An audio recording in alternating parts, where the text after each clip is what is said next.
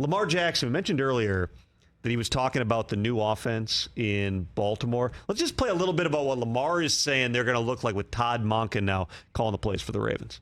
I feel like making the adjustments at the line of scrimmage is becoming more comfortable with that. Yeah, absolutely. And the more I'm being here, it helps both of us out a lot. And like I said before in another interview, Coach Todd Monken just giving us the keys to the offense to let us do our thing is pretty much helping us a lot as well. Started to really feel good about Greg Roman's offense. How long did that take, and how long do you think it'll take you to really feel comfortable in Todd Monken's offense? I don't think that long. Giroud's offense, it didn't take that long. I believe 2019, that's when he got the OC job, and I feel like we went 14-2, and Coach Todd Monken, I don't know, the sky's the limit with this offense. We're gonna see. They've obviously been very productive with Lamar as quarterback. A big part of that is the running aspect of it. I'm really interested to see. Todd Monken's had a good reputation, always as an offensive mind. He obviously spent the last couple of years at Georgia, won national titles with Stetson Bennett at quarterback. A little different skill set for Lamar Jackson here. And it certainly seems, based upon where they've used their resources here, that the offense is indeed going to evolve. Now, I don't think that you're going to see Lamar throwing the ball 50 times a game and running it 3.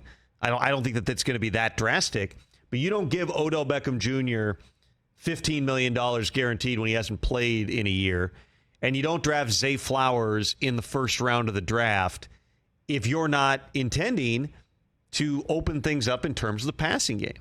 Now, there's a fine line there always when you have quarterbacks who the run threat is what makes them their most dangerous. When years ago, Colin Kaepernick, I think it was in 2015, and they tried to make him into more of a pocket passer and evolve his game that way. And it just took away a lot of what Kaepernick had done well, which was, his, one time a GM told me, he goes, the greatest skill of Kaepernick is when you get home as a rusher on him, 7 out of 10 times he escapes.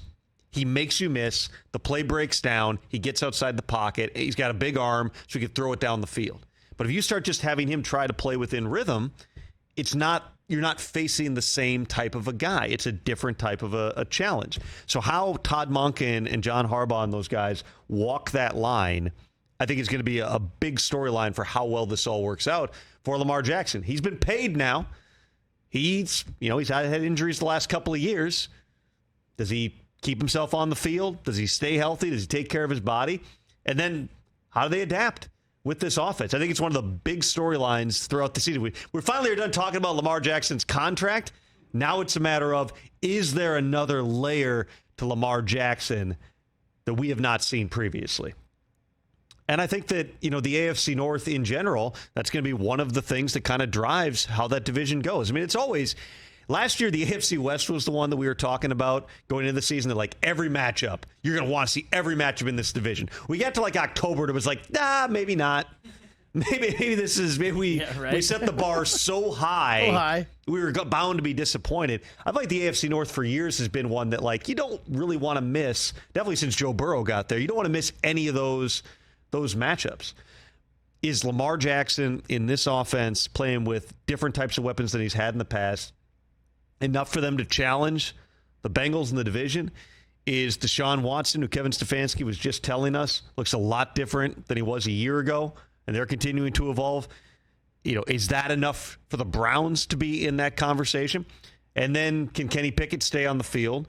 And is this kind of the post-Ben Steelers team ready to be more than just a team that we're impressed that they got to 9-8 with their challenges? Are they ready to get back to competing to try to go to another Super Bowl?